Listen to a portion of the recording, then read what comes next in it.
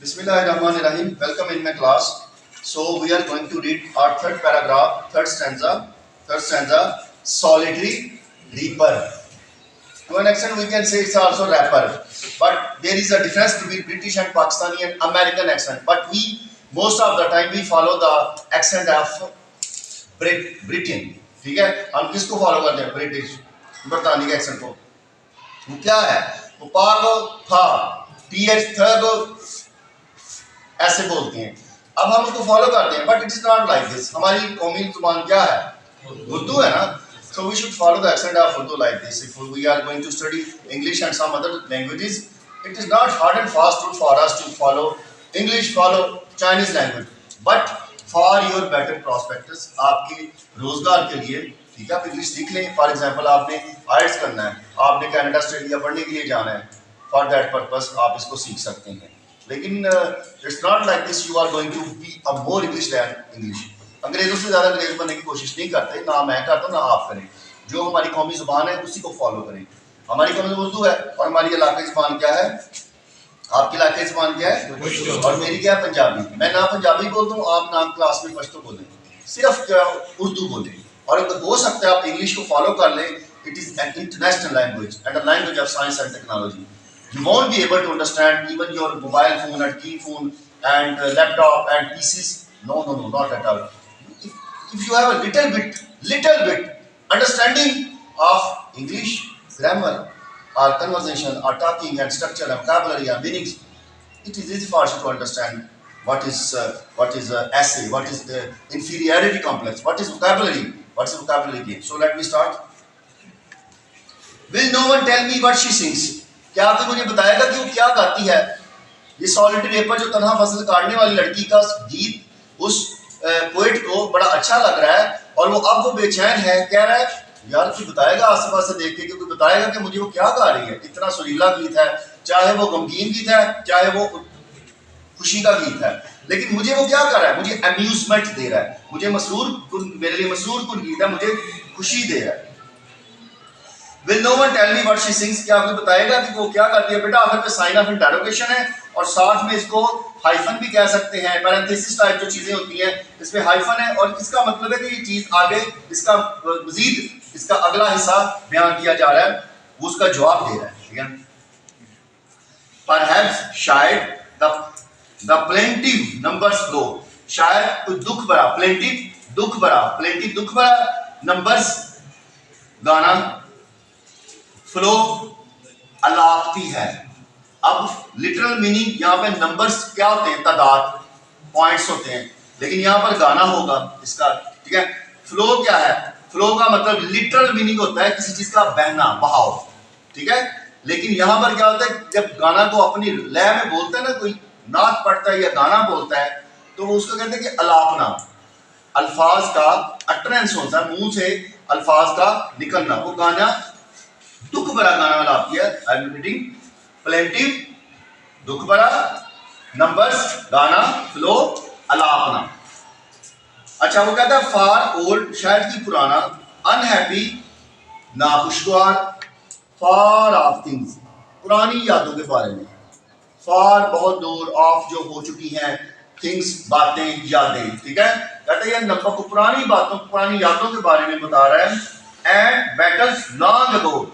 कहता है शायद वो कोई बैटल्स हैं, जंगे हैं. बैटल्स क्या होती हैं? जंगे. लॉन्ग अगो जो बहुत अर्सा पहले हो चुकी थी. और या is it some more humbly, क्या ये कोई सादा सी बात है? हम्बल का बेटा लिटरल मीनिंग होता है आजिज़.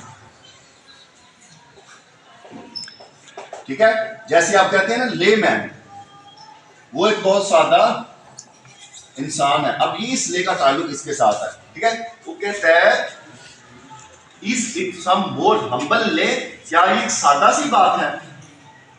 Familiar matter of today. वो खुद कह रहा है, ये सारा सवाल वो खुद कर रहा है. कोई किसके?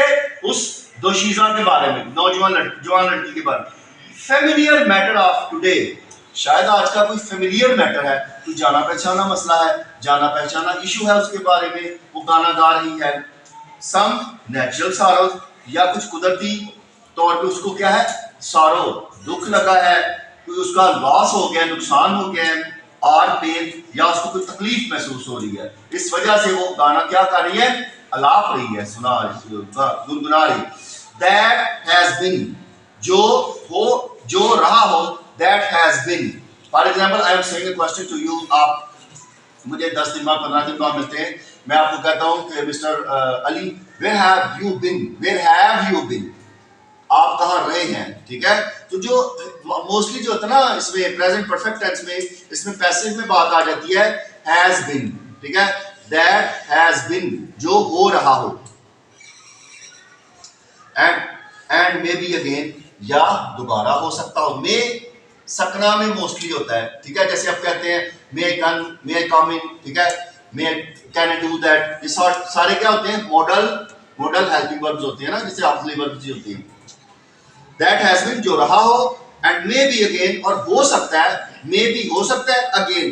बेटा अगेन सिर्फ यहां पे क्या है, मे बी अगेन है ना, अगेन का लिटरल मीनिंग तो होता है दोबारा, but sometimes the statement is given to you, you have to understand the meaning like a whole sentence. Again यहां पर एक पूरा क्या है, जुमले का मायने दे रहा है, मैं आपको बता रहा हूं। एंड मे बी, हो सकता है अगेन, या तो दोबारा काम होने वाला हो, या दोबारा काम हो गया हो, या दोबारा काम हो रहा हो, ठीक है। अगेन लफ्ज तो एक है लेकिन मायने पूरे सेंस के दे रहा है। Whatever the theme, कोई भी इसका उन्वान है, कोई भी मौजू है, कोई भी प्रॉब्लम है। The maiden sang, मेडन दोशीजा, जवान लड़की, sang, उसने जो गाना गाया, as if, ऐसे ही है, her song could have no ending, जैसे जिसको मैंने कभी नहीं सुना। उसने जो गाना गाया ना, as if के जैसे, as if के जैसे,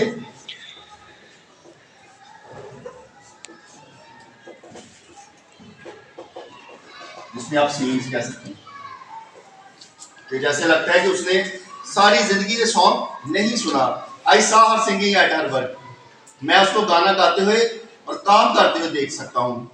एंड और ओ, ये क्या वर्ड है, पास्ट वर्ड, ठीक है। एंड ओवर द सिकल, दरांती दिए हुए, बैंडिंग झुकी हुई है। ओवर द सिकल, दरांती के ऊपर, ओवर द सिकल, ओवर यहां पर ऊपर के वर्ड में इस्तेमाल है। जैसे उसने ये दरांती है पकड़ी हुई है और ऐसे ऐसे वो क्या कर रही है, काट रही है इसको, फसल।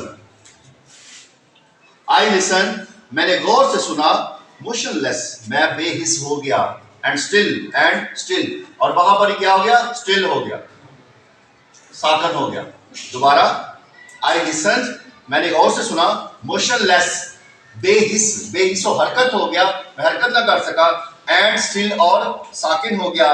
And as I mounted up the hill, और जो ही मैं पहाड़ी पर चढ़ा, माउंटेड टीले को कहते हैं, जो ही मैं ऊपर चढ़ा पहाड़ी के ऊपर, the music in my heart, जो म्यूजिक मेरे दिल में था, आई बोर, मैंने उसके क्या किया, बोर का लिटरल मीनिंग होता है तंग पड़ जाना, ठीक है। यहां पर कहता है मैं खुश हुआ, या मैंने खुशी से क्या की, अंगड़ाई ली, यॉर्निंग। बोर में आप लिखे यॉर्निंग,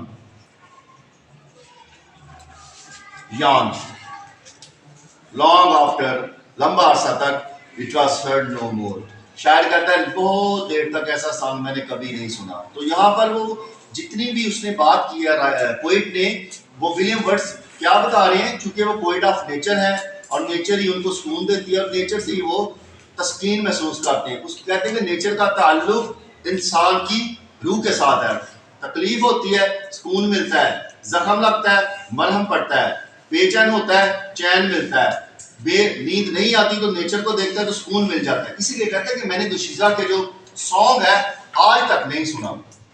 सो स्टूडेंट्स, आपका सॉलिटरी रिपर, आपकी poem by William Wordsworth, it has been completed. No, it's up to you, you have to memorise it verbally regarding your meanings and also translation. So it is easy for you if you really memorize the meanings of fourth of stanzas. So one more thing is that in your second year paper, stanza will also be given to you, and also explanation and also question answer. So 10 to 15 marks are included in your poetry portion. आपके 10 से 12 marks होते हैं poetry के, तो आपने जब पूरा stanza words meaning कर लेंगे, मेरे ख्याल से कोई भी क्वेश्चन आ जाए आपके लिए इजी होगा। ओके, तो इसका आप बाकी जो पार्ट है वो इंशाल्लाह कल कर लेंगे।